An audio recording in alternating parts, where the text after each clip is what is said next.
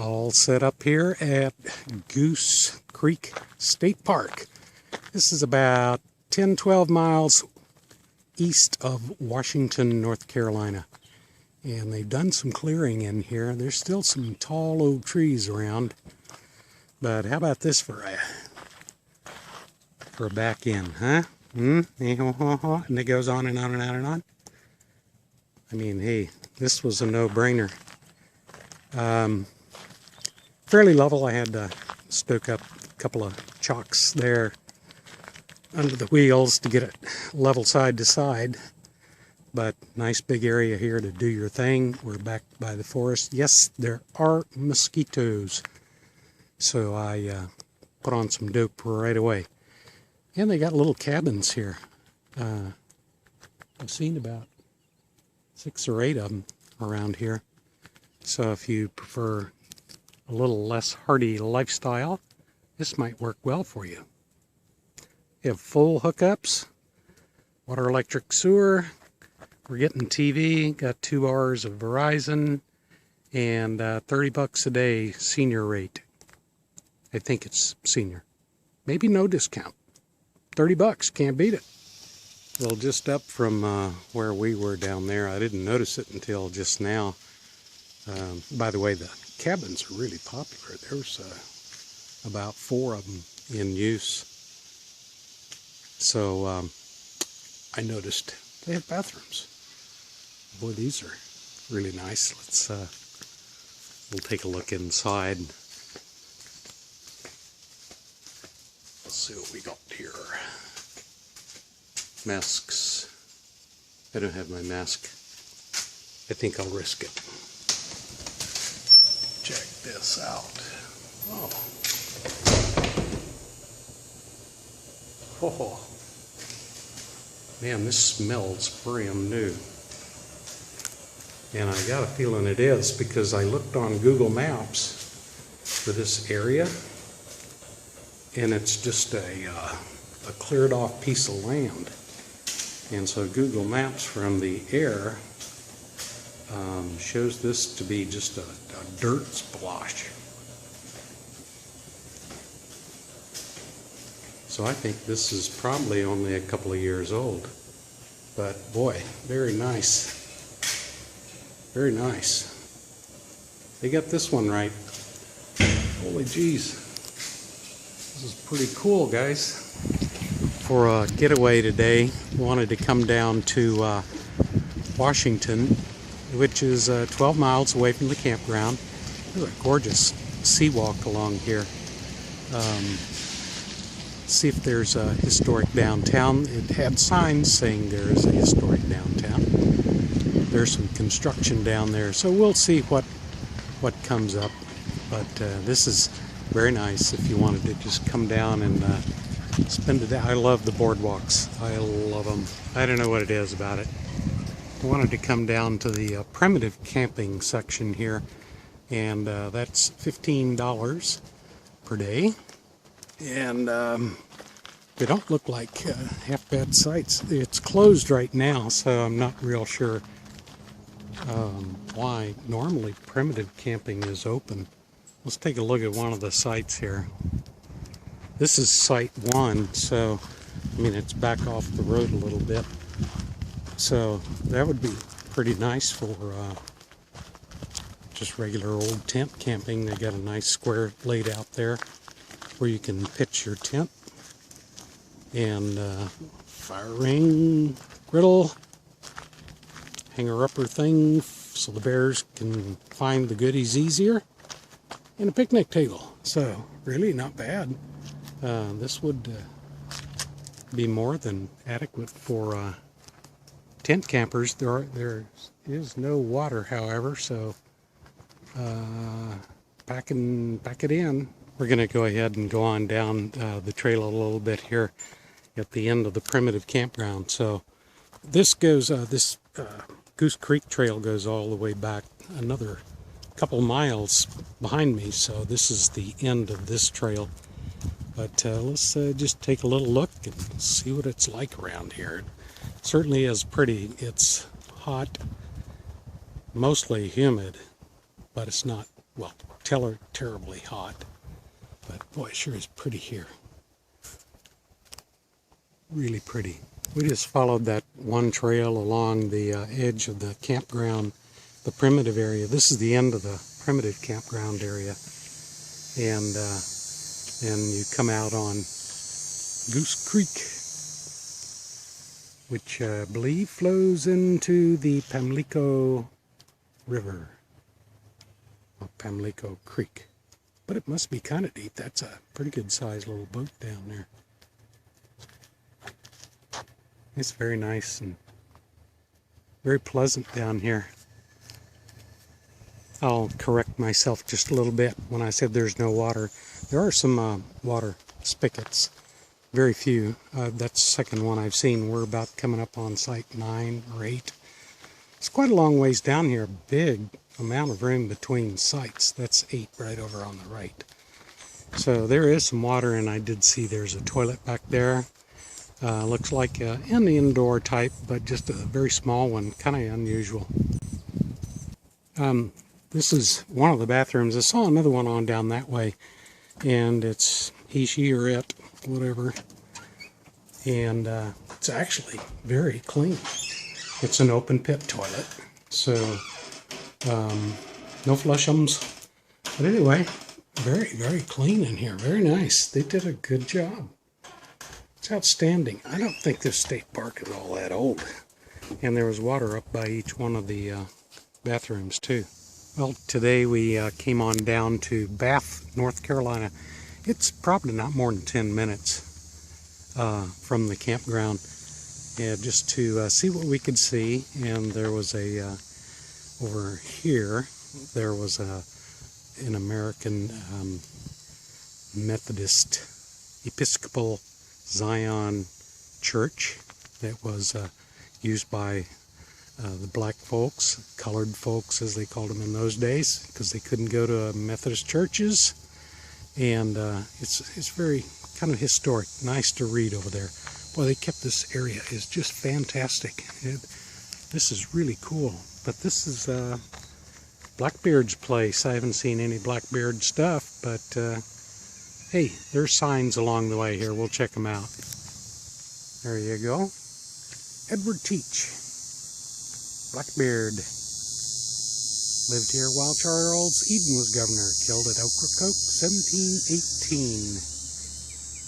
This is Main Street. So it goes down quite a ways, and there's signs like this and other informational signs all the way down the street. So this is a fairly old town. That's the Bonner house there. And I guess, I'm not sure who Bonner was. Maybe we're thinking governor. So we'll check it out. But boy, what a nice place just to pull over and park and stop. Got a golf cart you need to register it. Now, as my luck would have it, of course, the Historic Bath Visitor Center is closed. But if you come on into town, straight on down the highway, you'll see that visitor center. And then right over here, we're going to be going down this street. This map up here shows you the streets with information on them. So very interesting little site. Very interesting little town. It was first 50 people, and I think it was the first established town in North Carolina. Remember those cicadas I was telling you about? There's an adult form. Came out hatched, or came out of the ground, came up and attached, and then broke out of that shell to become a noisy adult cicada. I decided to go ahead and take a little walk down this trail. It's brand new. It's not even on the map. And go down here and just see what there is. And as soon as I was getting ready to head out, there's a bunch of turkeys over in there. And saw about 4 of them cross the path down there. So they'll probably take off when I go. But then watching woodpeckers, they seem to really have an affinity to land on that pole right there. On down the trail here ways is a little overlook, bottomland forest overlook, built by the Cypress Club of Sierra Club.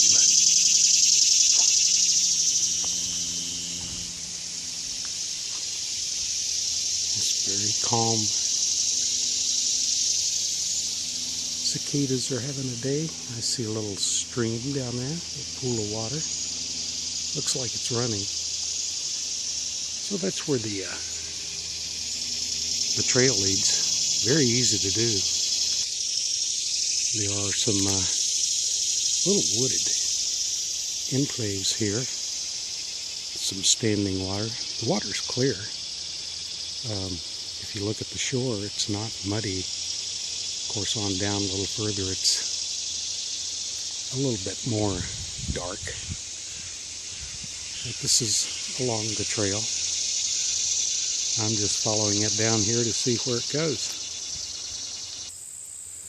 Well, just following it on down, comes to this big green area, then to the road down there, and some buildings.